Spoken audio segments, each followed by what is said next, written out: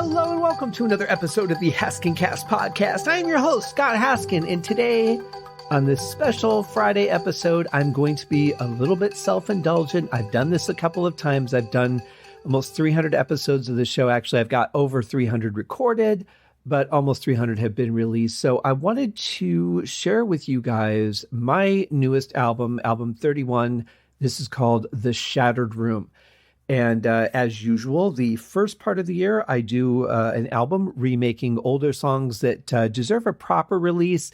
I made an album. A few people have it out there somewhere on a cassette tape or a CD.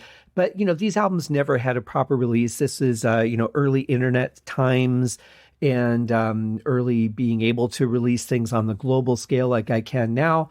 So it was mostly just, a couple of friends and some family members and that kind of thing. So now that I'm able to do proper releases with beautiful artwork and really high quality production, I'm going back and redoing all these songs. Then in the summertime, I will release an album of new material. I've done something a little different this year, though. I've challenged Kelly, who does such an amazing job with the graphics on my artwork, and Rebecca, who does the lettering. Home run to both of them on this album. I absolutely love it. Initially, I think there was like nothing I wanted Kelly to change, except maybe I wanted to try one thing that was probably ridiculous and didn't work. And then with Rebecca, like right off the bat, she came up with that like etched glass lettering that was just so absolutely perfect. But I didn't like where it was, so I just had her move it. And other than that, like right out of the gate, 100% perfect, beautiful album cover. I love working with these ladies. They're absolutely amazing. If you're looking for lettering or graphics, these are the people to talk to. They do such a great job with my stuff. And also on my books and the Uriah Heep podcast logo, Scott Lazinski did an amazing job on all of those. He did the third Vegas book and all three Universal Court books. I am really blessed to have some people that are absolutely amazing to work with. I have tried working with so many people over the years and gotten burned almost every time. So I really don't work with people a whole lot outside of that team. There's projects that unfortunately may never get done specifically because I need people to work with, and just, the trust is not there anymore. You can only explode a bridge so many times and rebuild it before you're like, this bridge doesn't need to be rebuilt. So it's a shame. But this album, fortunately, did not require me to reach out for any help on the music or production side. So I was able to do this completely in-house, which is great. I employed a new technique throughout the process of this based on one purchase. I'll get to that in a little bit. But these songs range quite a span of years, going back to my very first album, Origins, and all the way up to, I think, what was it, like the 90s, or maybe there was one in the 2000s. I'll find out because I've got all the years. I just don't remember off the top of my head. But this was a really fun project to do. I did more live drums and more bass, actual bass guitar on this album than I have any of the ones previously. I think I'm just getting more confident as a bass player, not just in recording a good track, but also getting a better sound, being able to do more things than I could previously. When I went to the NAMM show last year, the first one since COVID and since the lockdown restrictions had lifted. In fact, they lifted all the restrictions in California just before the NAMM show. So even though, I continued to be safe and wear a mask, there were a lot of people that weren't, but you didn't have to. That was the thing, is that California had lifted all their restrictions. So things had been deemed getting better. And I don't really know what the result of any of that was. I have not had COVID, thankfully, in all this time, but I go out very minimally. And usually later at night, when I go to the store or to a walk or anything like that, I usually go when it's later and there's less people out. So my exposure has been much lower. I did get sick coming back from the NAMM show. I did start to feel a cold coming on. I pumped massive vitamin C. Thank you to the Whole Foods brand of vitamin C. There is a 1,200 milligram vitamin C powder that is just amazing. I take that when I get back from any time I have to go out into the world, and it works beautifully for me. So I'm very grateful for it. In any case, whatever. That's all outside of the scope of the album. So I'm very, very happy with the album cover. I love that the gray, wintry feel to it. absolutely amazing. I love the etched lettering. One thing that's nice on these older albums is that I can send Kelly the original versions of the songs because they're already written and recorded, and say, here's the setup of what I'm working with for the album, so you get the gist of what it's going to sound and feel like based on the songs that are going to be on it. But then a lot of times I will reshape the songs. They won't necessarily be quite the same, but it gives her an idea of where, what the overall feel and concept of the album is.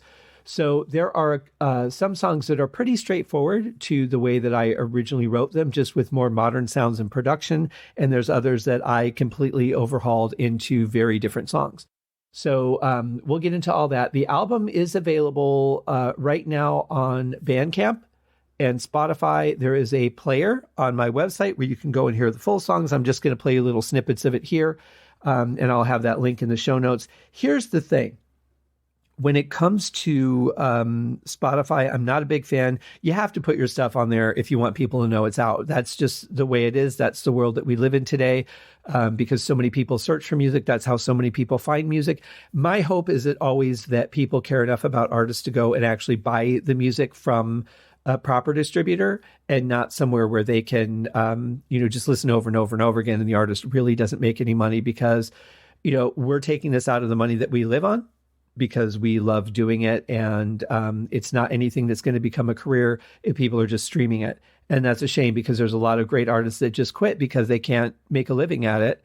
And so I'm a big fan of Spotify as a vehicle to get noticed, to make people aware of you. But I'm also a big fan of taking care of artists. I personally, and I won't condemn anybody that does, but I personally do not subscribe to any streaming services. If I want an album or a song from an artist, I will properly buy it so that they get paid. If it's out of print, there's only so much I can do. Or if it's in a format, like I'm slowly going back and collecting vinyl for a multitude of reasons. Just certain albums that I used to own, and others in the collection that I only got on cassette. But those are most of them are older ones that, you can't really buy from a proper distributor anymore. Those you have to get used. If I can find one, great, but most of them I can't. But any new music, certainly, you could buy from iTunes, from Amazon. The artists get paid from those places, buy direct from their website, even though most of them will link back to iTunes or Amazon. But those are the places that I mostly buy from. For used stuff, eBay can be a little bit questionable on quality.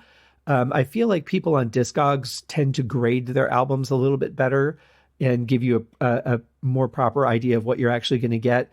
And I've had great success with Discogs. There's a couple people that I won't buy from anymore just because they weren't very friendly or professional. But for the most part, I've had really, really good experiences on there.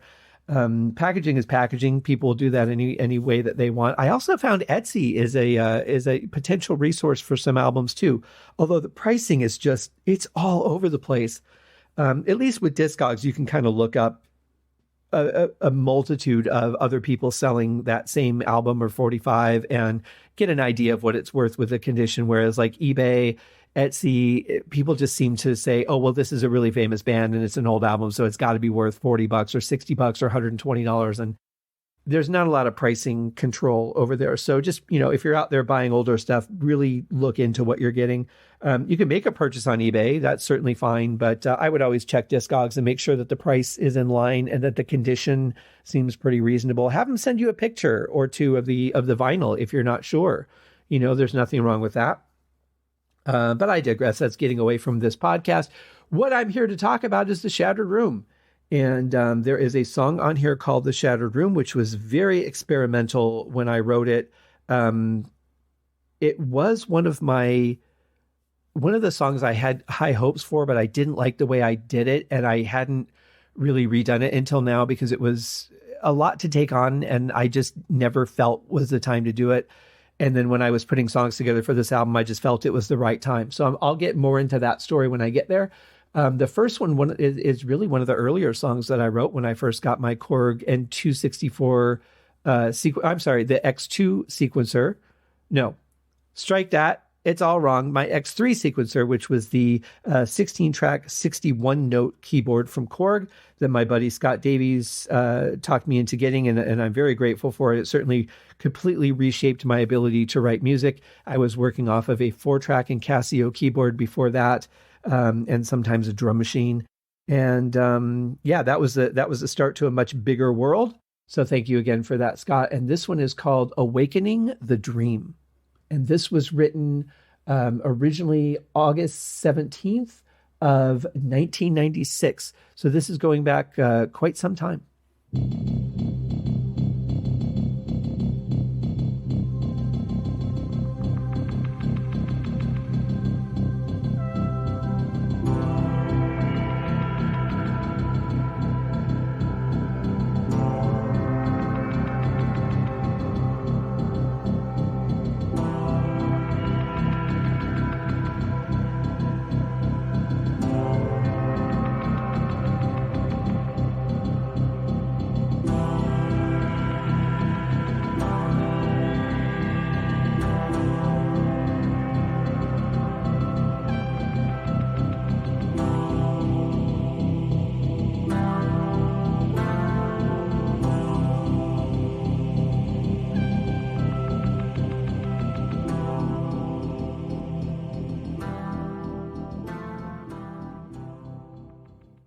Now, I should point out for anyone who hasn't listened to earlier self-reviewed albums that I've done before, whatever date that I give a song, that is the date that I finished the song. So I might have been working on this for some time, but the date I assigned to it is when it was completed, or at least when the initial writing session was completed. And I really didn't change a whole lot, but there was no bass outside that initial, because the majority of it was written on just one sound. There was a multi-layered sound, and then I added some percussion and some other stuff as the song goes on. But what you're hearing in the beginning is mostly just that one original sound. What I added underneath of it was a live bass guitar line, which, although it flows with the bass line that's on that main part, it actually plays a little bit differently underneath of it. It flows a little bit more instead of being so choppy and staccato. So I think it helps move the song along a little bit better. It was a lot of fun to play. It was a little hard to get the groove at first because I kept hearing the bass line from the main instrument. So it was a little distracting, but once I got the flow of it, it was just a lot of fun to play. And when I was done, I was like, damn, I hate that I did such a good take, because I wanted to go play it again because it was so much fun.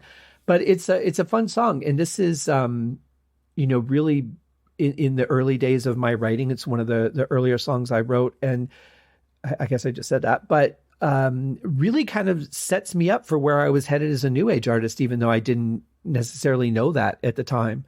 And this would have been when I was still living in Colorado. So this was before I came across Mythos or any of those other bands. I think I knew Patrick O'Hearn. I was a big fan of Patrick O'Hearn by this point, but Mythos I hadn't heard of yet. So it's a really interesting time for me as a writer, just kind of discovering the scope of what I can do with 16 tracks of music. And this was a lot of fun. This song flowed really well. I was attempting to add a drum track to it. I wanted to see how that sounded.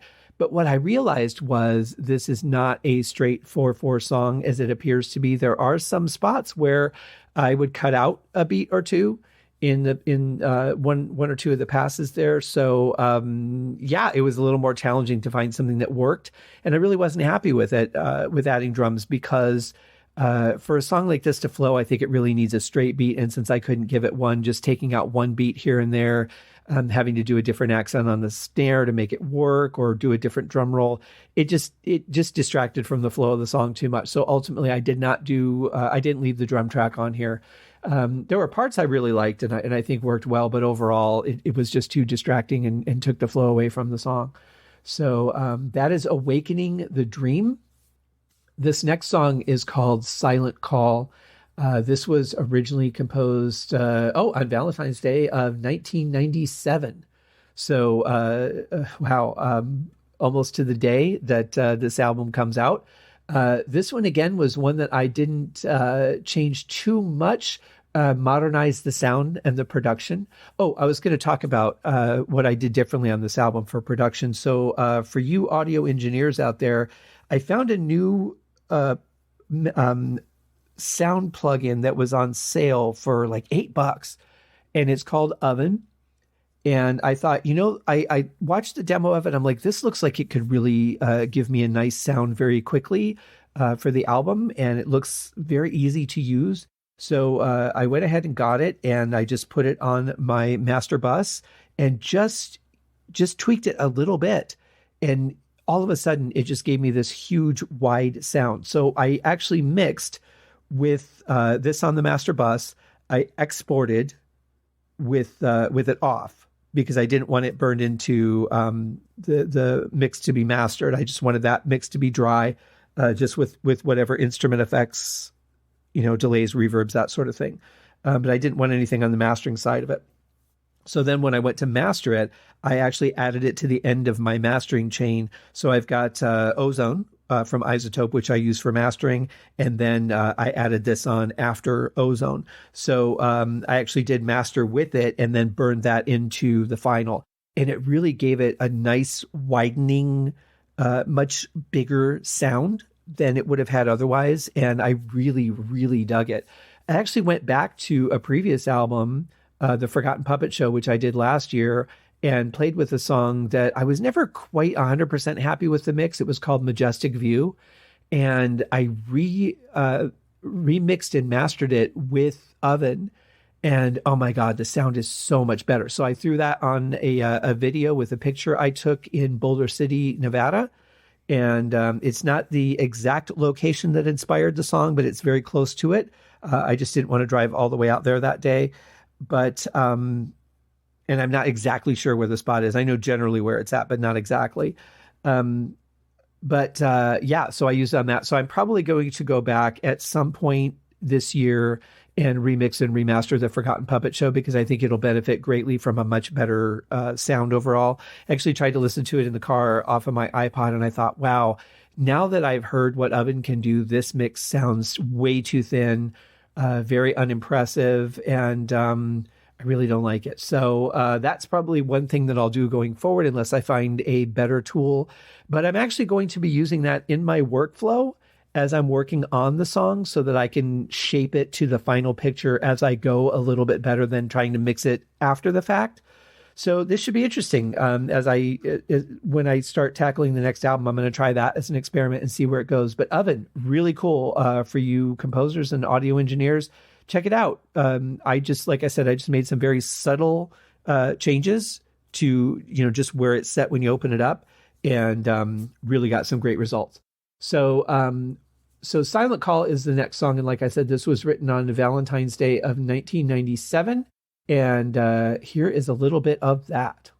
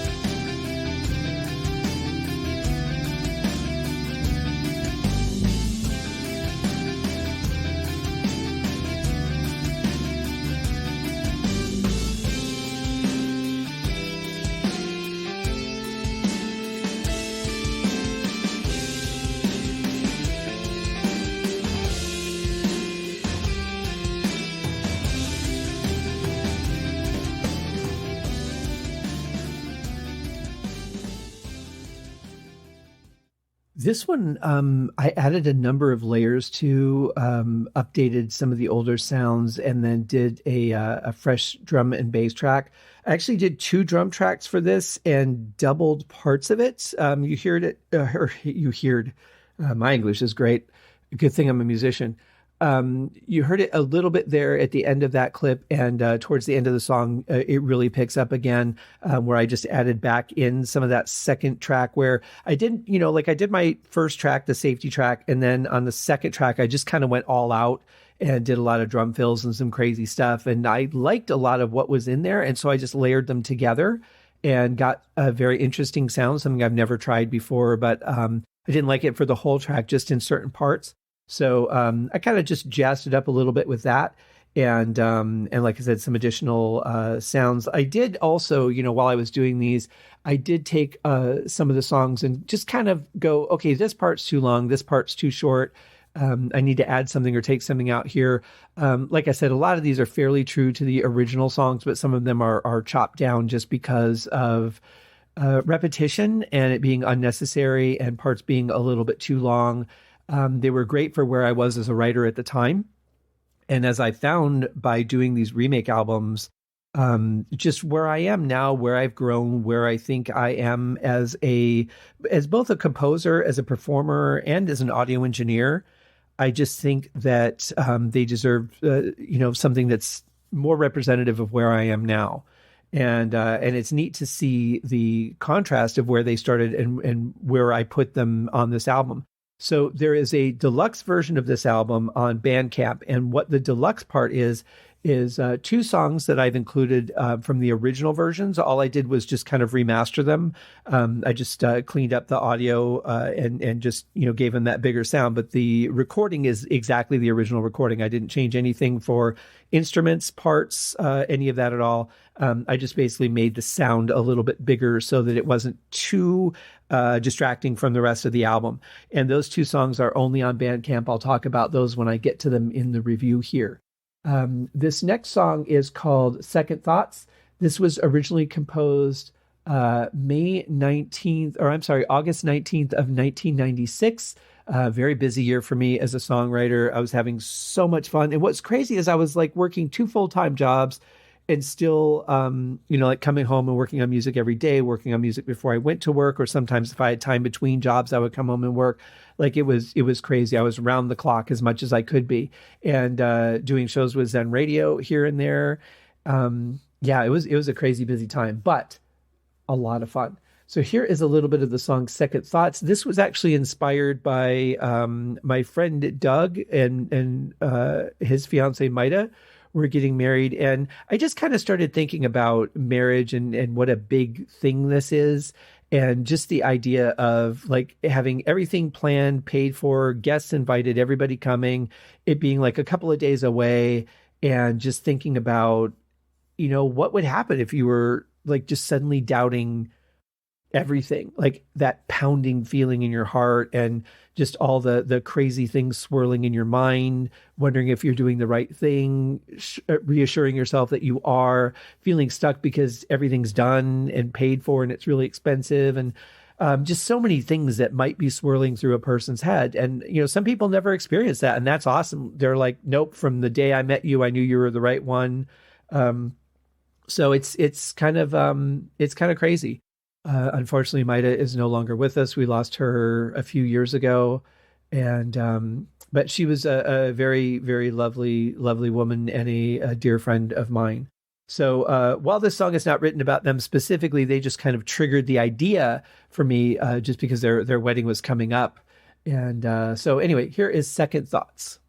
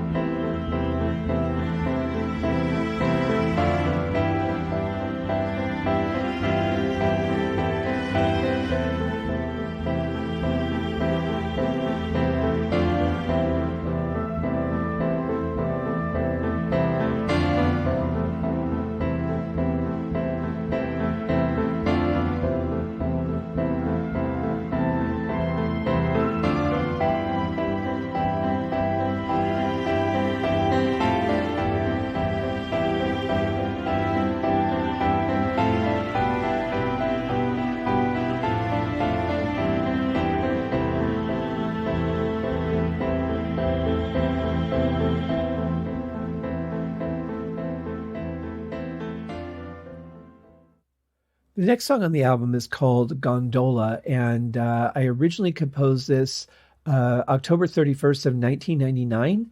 It was inspired by my first visit to Phoenix, Arizona, and my brothers took me and my grandmother, who was also visiting at the time, to a place called the Gainey Ranch in Scottsdale, Arizona.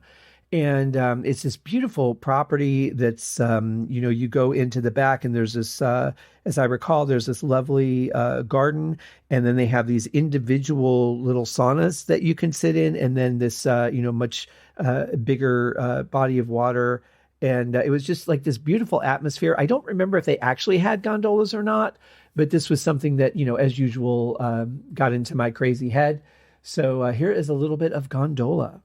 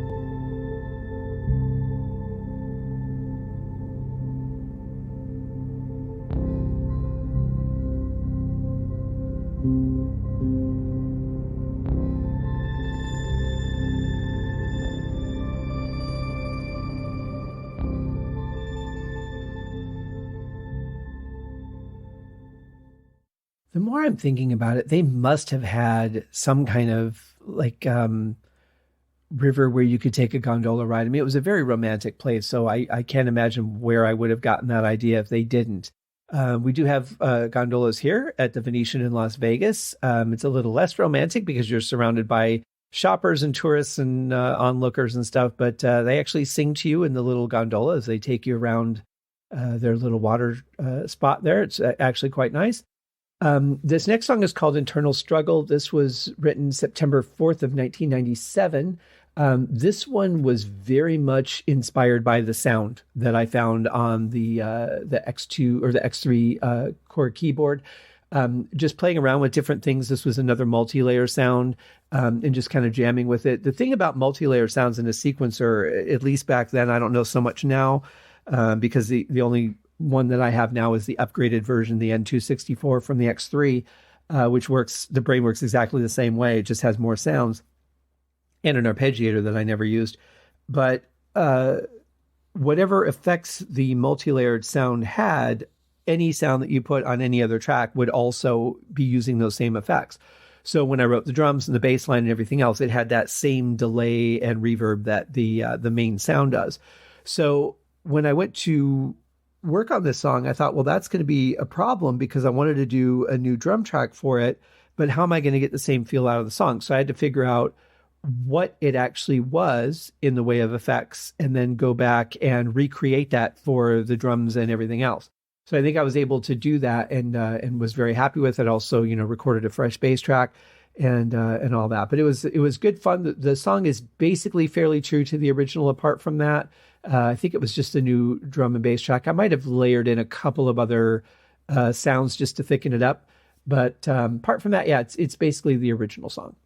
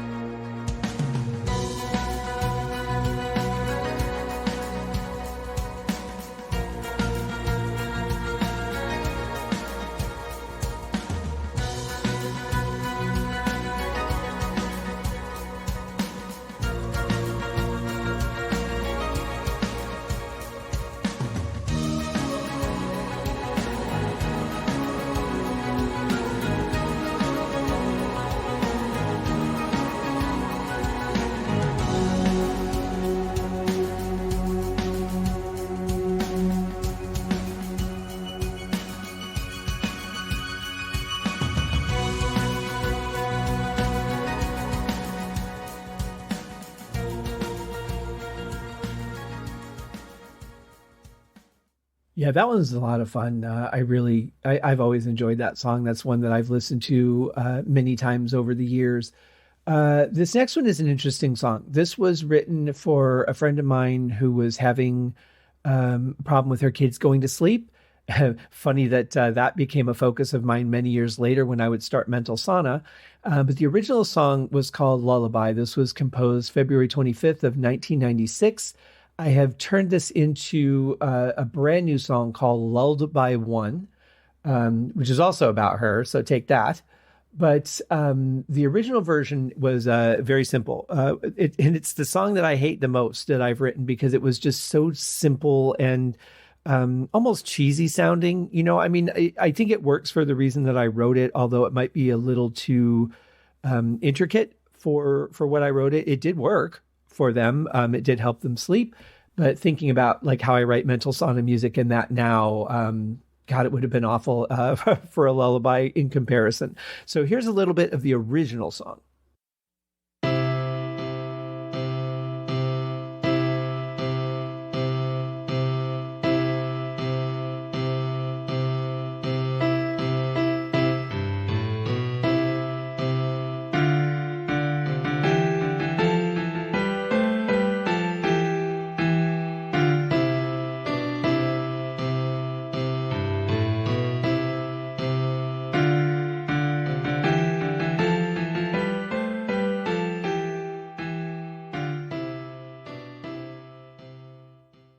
So basically, the idea was like a music box, you know, just writing a song for a music box that didn't exist. And so very simple, very, plucky. Nowadays, though, with it, I would have rolled off the attack on the piano so that it's not so percussive and just been a warmer ambient tone. But let's see what I did with this song because this is one, the reason I included the original is because this one is vastly different. I really changed the song around quite a bit from the original.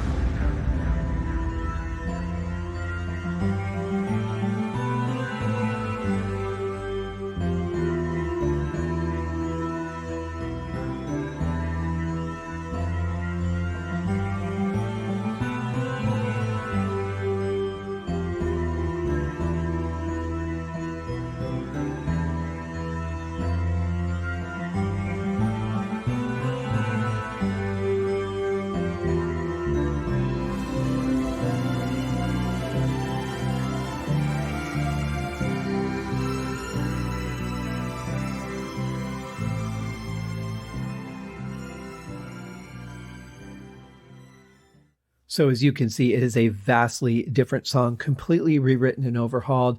And that's why I wanted to put the original version on there so that, to kind of give you an idea of just how far some of these songs have come, why I've redone them. There's a real dark section at the end of this one. But yeah, vastly different from the original. And so now I'm much happier with this version over the original version. I mean, I say it's the worst song I've ever written, the original, but whether it is or not, I mean, that's subjective, but it's just one that it's just like nothing else I had ever written. It was very repetitive, very plinky, and it worked for what it was intended to do. So I don't hate the song, but I just like looking back as I've grown as a composer, I'm like, God, that's just so simple and ridiculous compared to what I'm actually capable of. But sometimes you do need something simple and sometimes you do want something ridiculous. So you get the contrast if you get the deluxe version that's only on BandCamp. The other versions will only have all the new versions of the songs, but the 2 bonus tracks will be on the BandCamp website only. Now, that brings us to our next song, which is the first of 2 songs on this album inspired by golf courses. There was one song that I've released so far. I think it was on the Dreamscape album called Swinger, which was inspired by a miniature golf course. This one and the other one were actually inspired by a night that I spent running sound for a reggae band in Denver. And my buddy Brian couldn't do the gig. He had booked it, but he couldn't do it. So I was in Colorado Springs at the time. I drove up to Denver to do the gig. Fantastic reggae band. It's a shame that they didn't last, but I had a lot of fun. And while I was there by myself running sound, they were playing like right at the edge of a lake. So it was like a really nice scenery. Now, this wasn't a miniature golf course, obviously. It was like a regular full-on large-scale golf course. But it inspired these two songs. And the first one, because they were playing right at the edge of the water, is called Pond.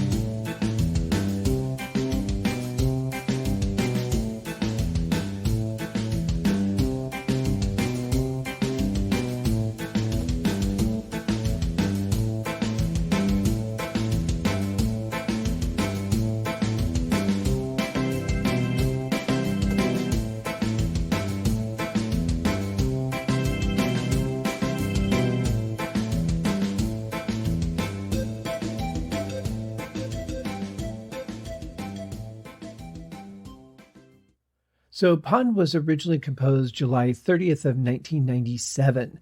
I don't remember what night the gig was. I do remember it was over the summer. It was pretty warm out. So I don't know how close it would have been to that, but it would have been the same summer, I'm sure, to that. The other song, Windmill, which we'll get to in a little while, was written October 23rd of 97. So that one a little while later. It was fun writing the style of music. It wasn't something that I had done before, but I was very much inspired by the band that I was running sound for that night. Really cool guys, too, I have to say. The next song is called Hypnotic in the Middle. This is the second of the two songs that I am including for bonus tracks. This one was actually one of the first, the opening and closing of the song, which were replicated, is one of the first things that I wrote when I got my Korg sequencer. I was just having fun. I'm like, wow, what can I really do? How much does 16 tracks really get me? And just started playing on it. My brother really liked it and wanted me to build that into a song. And eventually I did. The song that it is now is completely, it's similar, but completely different. Here was the issue. I can't extract the original MIDI file, so I have no idea what all the sounds were that I used originally and how I layered them, or what all the notes were. So I had to recreate this from scratch. So I'm going to play you a bit of the original. And again, this part, like right where it fades into where the beat goes, that was all it was. Originally was just this little, few seconds of sound. And my brother kept saying, you got to do something with it. You got to do something with it. And eventually I put in the middle section. So let's check that out.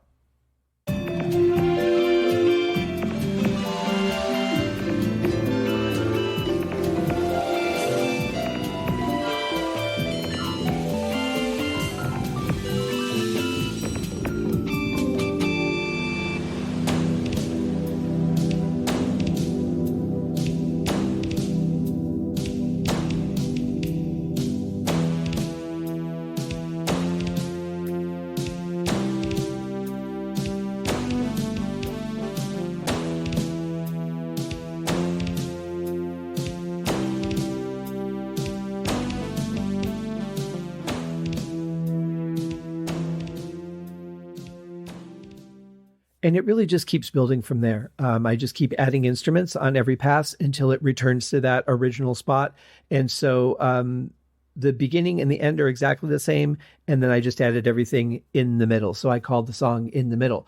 When I went to redo it, the version, I thought the new version was way more hypnotic. And so I just changed the title to Hypnotic in the Middle. I thought it fit better. And here's a little bit of that.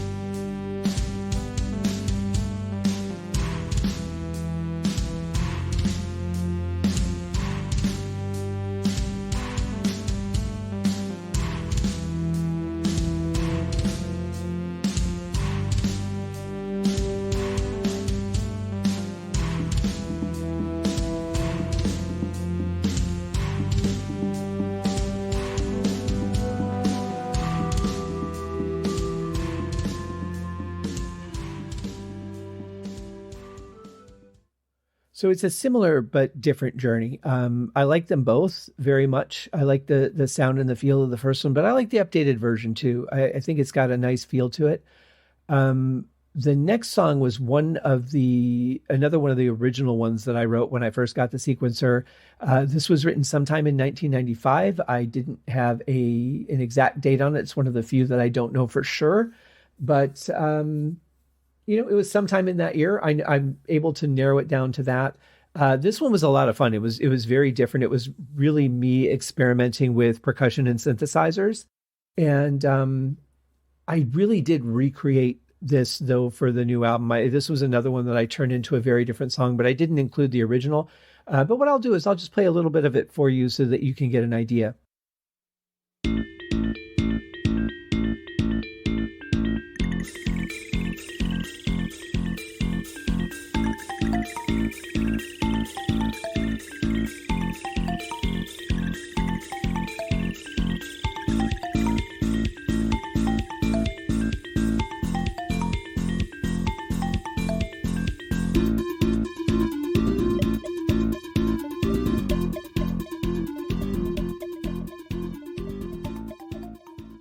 I mean, it's a little dry sounding, but overall, I think that was actually a pretty decent mix for me not really having anywhere near the experience that I do now. But that was the original version, the basic. I really like that. It really takes me back to around the time I wrote it, which was, I'm pretty sure it was like late summer or early fall that year. A lot of fun, though. A lot of fun, that song. And it was great to really dig into what I could do with the sequencer and just layering sounds together, playing music that I'd never played or written before. So very different. But like I said, it was pretty early on in my career. So here is a little snippet of the updated version.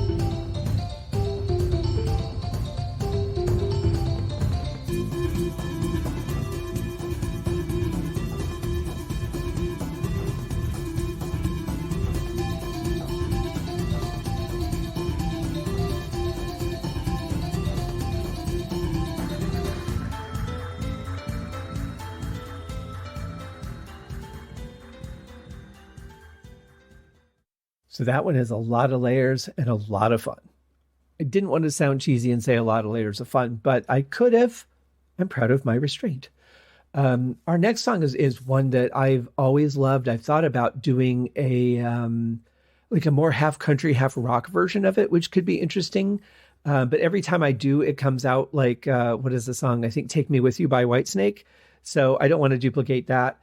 But it's a fun song. I wrote it on a 12-string guitar sound and just kind of built around it from there. For this version, I did add a bass line, a walking bass line, and I guess it's like half walking bass line, and a tambourine, which was not in the original. It's a much better mix too. I think the balance of guitar to piano is much better. And this would have been composed in July 5th of 1997. Again, a very busy time for me writing music. So here is Trail to Eternity.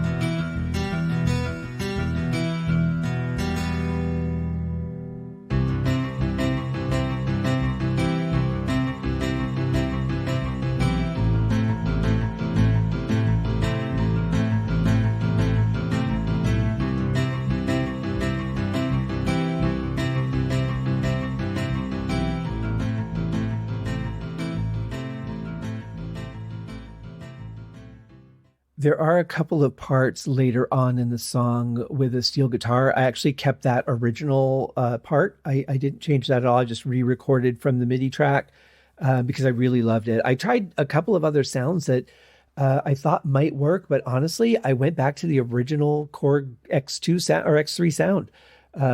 It was really nice. It just had this warmth to it that I couldn't really replace, and yeah, I loved it. So there it is. This next song was written sometime in the late fall or early winter of 1995 after being stood up for a date. And this one is very, very close to the original. I don't think I added, but maybe another just layer under it to thicken it up a little bit. But it is called The Coldest Night.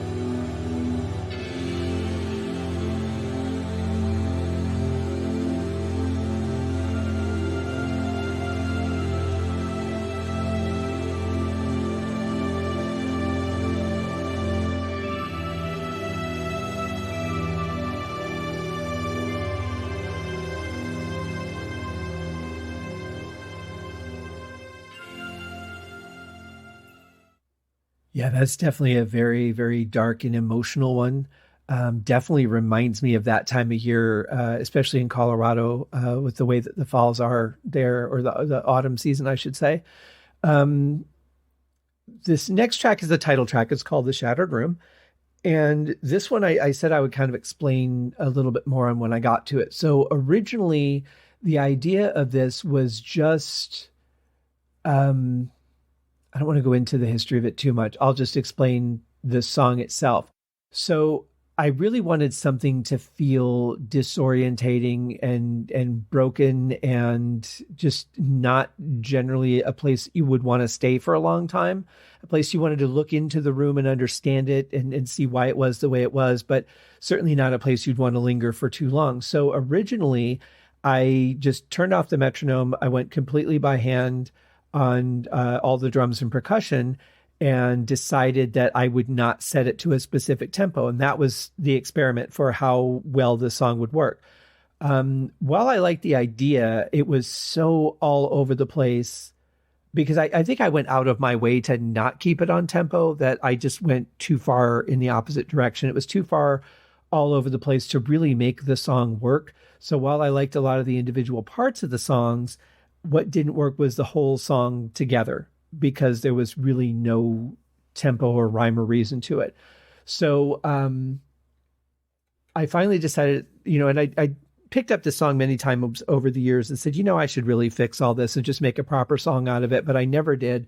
So when I was picking out songs for the new album, I thought, oh, this would be a perfect time.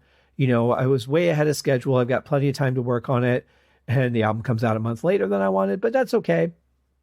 I'm really happy with what I did with this song. I don't think it's as disjointed as it was as far as what doesn't work. I feel the song has captured that disjointed, you want to poke your head around the room and figure out what's going on, but it's not a room that you would ever put a chair or a bed in. Like you want to get out of there once you figured it out, but you kind of want to know at the same time. So a lot of rework on this one, almost the entire song, basically. So here is, but it stays true to the original, but it's just put in a tempo structure. So a lot of the same performances are there, but just everything's just kind of recreated into that proper rhythmic flow. So here's a little bit of that.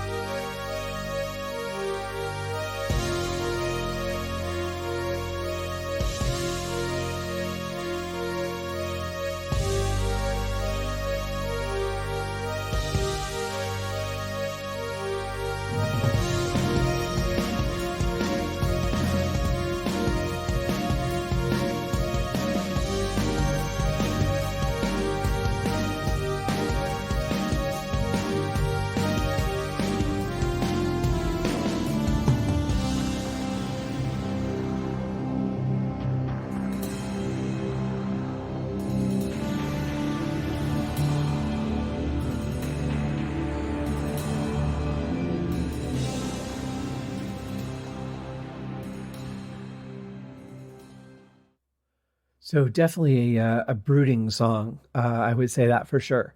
The next song on the album is called Road to Recovery, written during a very difficult period in my life. This would have been in the winter of 1995. Just kind of sat down at this exact piano sound and just started playing with it and came up with it, and then just layered everything else around that. I did want to point out, though, on the Shattered Room, that is a brand new drum and bass track, all re-recorded just for this album. All the other performances were kept to the original, except for I think I added a couple of just pads and things to layer in and thicken the song up a little bit, because it did sound a little thin initially. Part of that had to do with the original EQ, which was for some reason way more on the high end than it should have been. But, it was an experiment, that song. But I'm very happy with the final. I think I finally got what I wanted out of it while achieving a proper song. So anyway, back to Road to Recovery. So here is some of that.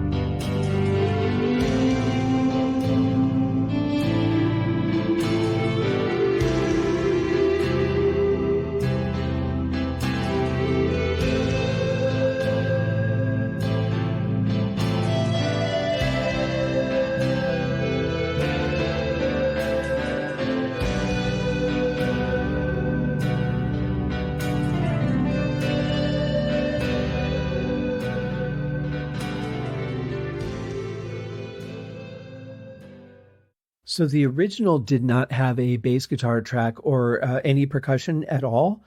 So all that was added along with, again, the usual couple of layers to thicken the song up a little bit.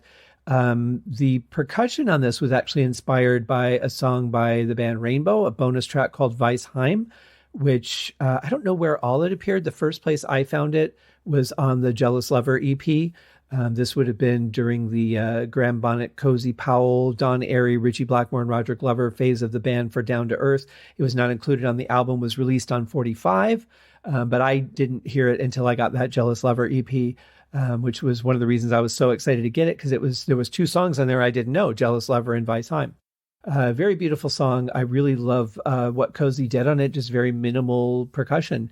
And I took that a little step further. I've got the tick of the hi-hat, then another hi-hat with a delay on it, and then the kick with a delay and reverb on it. So just a little bit something different, but that was where the idea came from. And then adding the bass guitar and bigger guitar solo over it. That guitar solo is new.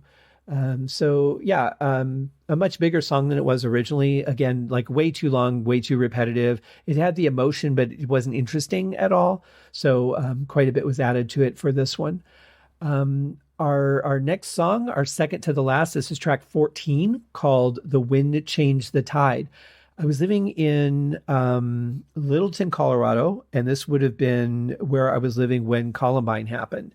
And I was working at a music store in Littleton. It was literally just around the corner from the apartment that I got, which was great because I used to drive very long distances to go to work. Then I got promoted to the Boulder office and had a 45-minute drive each way to work.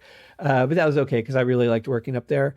And but this apartment complex was right at the edge of Marston Lake. So there's the lake and then the road that leads around the lake, and then the apartment complex was on the other side of that road.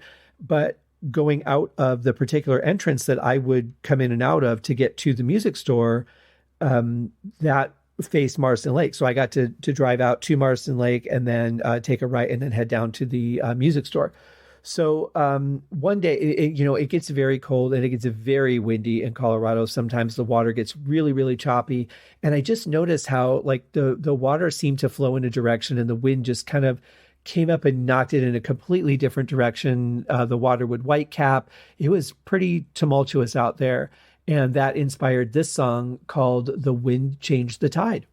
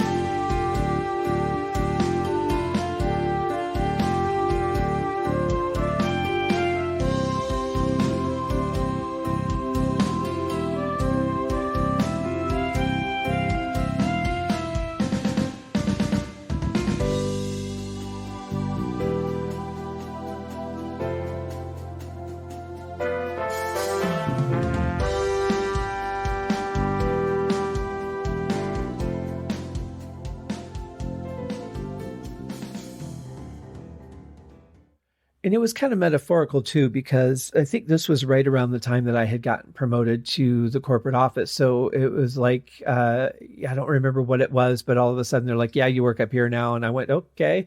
I don't remember if there was a specific event or something that happened, but in any case, yeah. So that was just, another one of those moments where this big change happened and I just happened to catch this one event and just sparked some inspiration. And our final track on the proper album, since I've already covered the bonus tracks within the original songs, this one's called Windmill. This is the other song that was inspired by the golf course along with Pond and that night running sound for the reggae band. This one wasn't written until October 23rd of 97. And it was inspired by that night, but this is really more about, the miniature golf course windmill and how, just that almost comical way of every time you think you've beat it, and the ball is rolling towards you, and you're like, all right, I beat the blades, I'm in. Then the blades just come down and knock the ball out of the hole. And it's almost comical and playful in a way, but I also put it in that same reggae setting because it was that night running sound for that reggae band that inspired it as well as Pond. So here is a little bit of Windmill.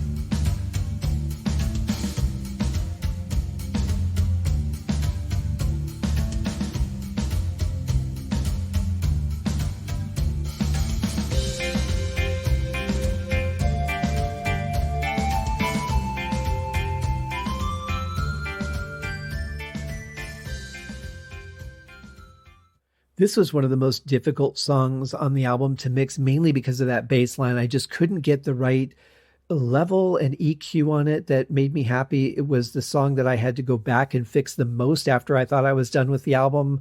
I would listen to it in the car and then I would go, okay, I need to fix Windmill. That bass just isn't working. And I would make a change. I'm like, all right, I got it. And then go back in the car and listen to it. Nope, it's still not right. And I did that, I think, five or six times. I want to say five or six. I don't even know what numbers are at this point.